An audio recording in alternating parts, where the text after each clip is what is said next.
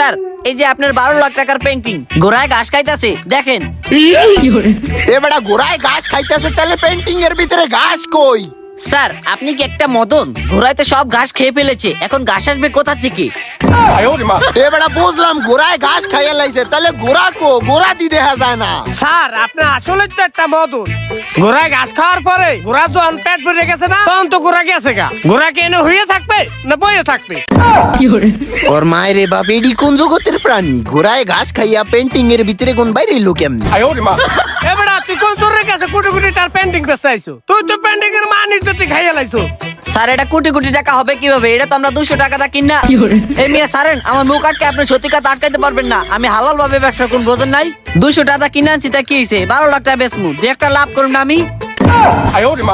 হালার করে হালায় 200 টাকার পেন্টিং 12 লাখ টাকায় বেচতে আইছে, কেমন তোর ওঠায় এখন? এত একটা মাথার মধ্যে গোবরে ভরা, আল্লাহ বলতারে পিত দিতে পারাইছে কি নিগা? ঘোড়া ঘাস খেয়ে গেছে গা, তো কি হইছে? ওই পেন্টিং এর মধ্যে ঘাস জন্ম নিলে ঘোড়া আবার খাইবো। এলিয়েন হালার ঘরে হালা, বলদের ঘরে বলদ গো, কি করতে মন চায়? পেন্টিং এর মধ্যে বলে ঘাস জন্ম নেব, এই ঘাস আবার ঘোড়ায় খাইবো। আমি একটা কথা কই, এই যে পদ্মা সেতু ব্রিজটা, এইটা যে নদীর উপরে ভাসে রইছে, নদীর নিচে তো অনেক কেদা, এটা তো তলায় যাওয়ার কথা, কিন্তু এটা তো ভাসতেই আছে। আর এটা ওজন দিলে কত কেজি হইতে পারে? এবারে ওই যে দেখ, ওই যে লেহা, ওই যে দেখ 40 কেজি হইবে। কত হইছে? তুই 40 কেজি হইবে, দেখ ওই যে লেহা। বলো তুই তো বড় লাভ করছ, তুই জানোস না বেটা? এ মাই রে, 40 কেজি ওজন! তাহলে এত ওজন আলা ব্রিজের পিলার কেদার মধ্যে গাইরে যায় নাকি হিন্নিগা? আর বেটা বলো, এই যে প্রত্যেক বছর যে বন্যা হয় না, ওই বন্যার সময় তো অনেক পানি বাড়ে। এরপর ওই সময় তো মনে কর লঞ্চ ট্রলার ফেরি এইগুলা ডুবে যায়। এরপর মনে করো যে পিলারের নিচে একটা করে লঞ্চ ট্রলার ফেরি দিয়ে দেয়। এরপরে লঞ্চ ট্রলারে পদ্মা সেতুটা জায়গায় রায়। কি কয় মাই রে, এমনিকে পদ্মা সেতু নদীর উপরে ভাসে রইছে? এ বেটা তোগো কথা বাদ দে, আমাকে বাড়ির সামনে যেই নদীর ব্রিজটা আছে না, ওইটা তো অর্ধেক ভাঙ্গে গেছে গা। এই পদ্মা সেতু অর্ধেক ভাঙ্গে নিয়া ওইনে জোড়া লাগাই দেই। এই বেটা বলো, এই ব্রিজটা দি পাশে কত মোড়া, আর আমাকে ওই ব্রিজটা দি পাশে কত চিকন, এটা নিয়ে ওখানে জোড়া লাগাবি কেমনে? আরে বলো, আমি তো বড় একটা সাইন্টিস্ট। কে বিড়ি সুপার গুলো আটা দিয়ে জোড়া লাগিয়ে দিমু, হে এরপরে মানুষ যাইবে।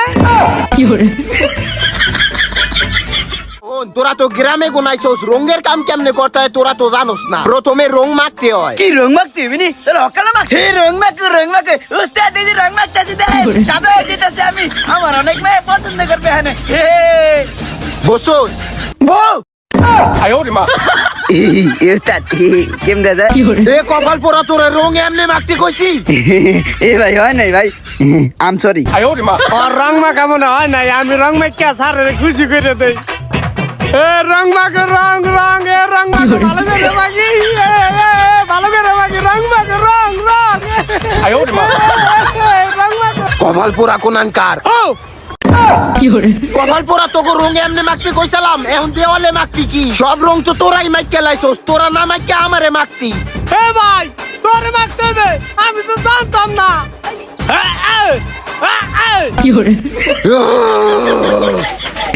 উস্তাদে মনে হয় খুশি হয়েছে রে। শিট শিট, এ বলে তুই কেমনি মাখছিস? তোর মাখাতে হয় নাই, দেখ এবার আমি মেখে দেই। খারাপ